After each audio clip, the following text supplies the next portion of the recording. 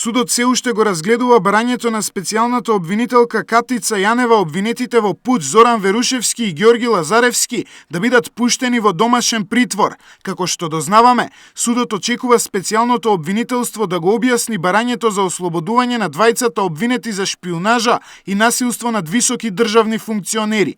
Првото барање на Јанева како специјален јавен обвинител предизвика вистинска бура во македонската јавност. Сител се обиде да стапи во контакт со специјалната обвинителка, која ја прашавме дали Верушевски ги дал кодовите од криптираните материјали кои претходно одбиваше да ги открие на обвинителството за организиран криминал.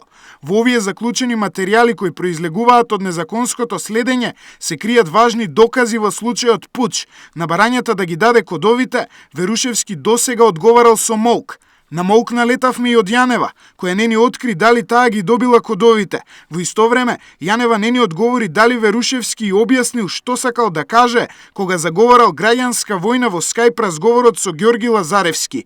Јанева не ни одговори и дали Верушевски открил кој е чадорот кој требало да ги штити и за кого се разговараше во истиот скајп разговор кој излезе во медиумите. Според правниците, без Верушевски да ги открие овие три информации, тој не смее да биде пуштен во домашен притвор, затоа што оваа мерка се дава на обвинети кои соработуваат барем на елементарно ниво.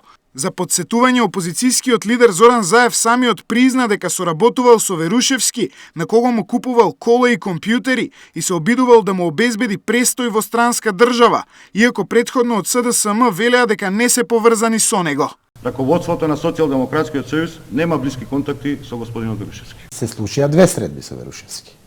Се случија две средби со Верушевски. За да можам да секако добиам конечна анализа, потврда за тоа што треба да го правам. Обезбедив луѓе кои што ќе помогнат, благодарение на сестринските партии, да дадат работна виза за човек кој што сака да го продолжи животот и да работи. Правните експерти го оценуваат барањето на Јанева како апсурдно дотолку повеќе што Верушевски ќе се ослободи токму во периодот кога Македонија ја тресе огромен скандал со фабриката за фалсификати, во која беа пронајдени 71 нелегално прислушувани разговори од материјалите на Заев и Верушевски. Во исто време, опозицијскиот лидер скоро цел месец го пробива рокот да ги достави сите прислушувани разговори кои ги поседува до специјалното обвинителство. На ова реагираше и специјалната обвинителка Катица Јанева.